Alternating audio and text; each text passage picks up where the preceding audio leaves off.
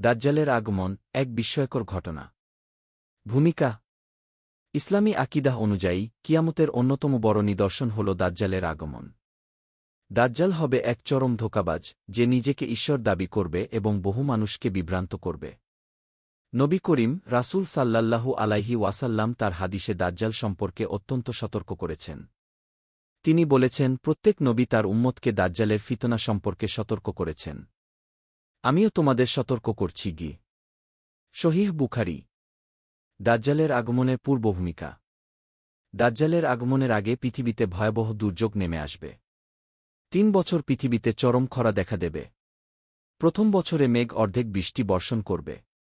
দ্বিতীয় বছরে বৃষ্টি আরও কমে যাবে এবং জমিনের ফসলও কম উৎপন্ন হবে। তৃতীয় বছরে প্রায় কোনো বৃষ্টি হবে না এবং জমিন সম্পূর্ণরূপে অনুর্বর হয়ে যাবে।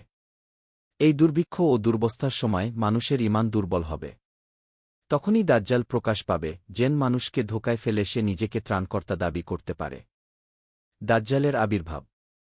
দাজ্জাল জন্ম নেবে একটি নির্দিষ্ট স্থানে, খুরাসান অঞ্চলে, বর্তমান ইরান আফগানিস্তান সীমান্ত। তার দেহ হবে বিকৃত। একটি চোখ অন্ধ, ডান অথবা বাম। কপালে লেখা থাকবে কি কাফের উই। ঈমানদার মুসলিমরা সেই লেখা পড়ে চিনতে পারবে, যদিও সে সুকৌশলে নিজেকে ঈশ্বর সাজাবে। প্রথমে দাজ্জাল কিছু লোককে আহ্বান করবে, যারা দুর্দশাগ্রস্ত, খাদ্যহীন। সে তাদের খাবার ও পানীয়ের প্রতিশ্রুতি দিয়ে নিজের অনুসারী বানাবে। সে এমন অলৌকিক শক্তির প্রদর্শন করবে, যেন মৃত মানুষকে জীবিত করছে কিংবা আকাশ থেকে বৃষ্টি নামাচ্ছে।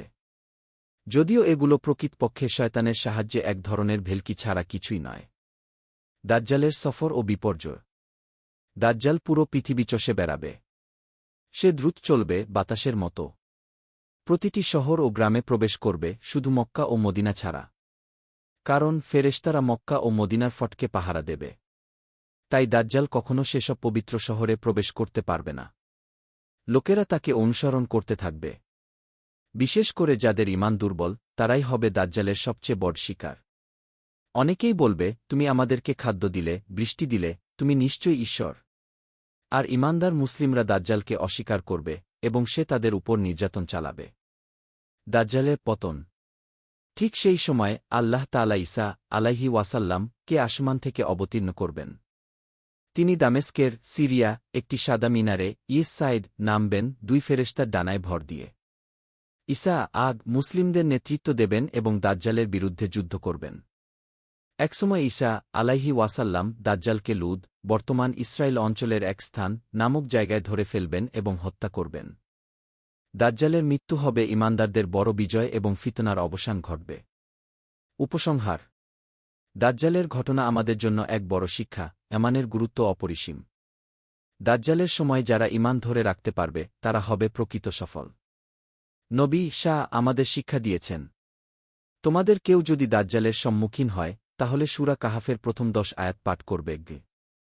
সহিহ মুসলিম। তাই আমাদের উচিত ঈমান মজবুত রাখা, দোয়া করা যেন আল্লাহ আমাদের দাজ্জালের ফিতনা থেকে রক্ষা করেন। শেষ কথা। দাজ্জাল এক বাস্তব ফিতনা। তার বিরুদ্ধে প্রস্তুত থাকতে হলে কুরআন হাদিসের শিক্ষা এবং সঠিক আকিদাহ গ্রহণ করা জরুরি। ঈমানের দৃঢ়তা, নামাজের গুরুত্ব এবং আল্লাহর উপর পূর্ণ ভরসা দাজ্জালের পরীক্ষায় উত্তীর্ণ হওয়ার একমাত্র পথ।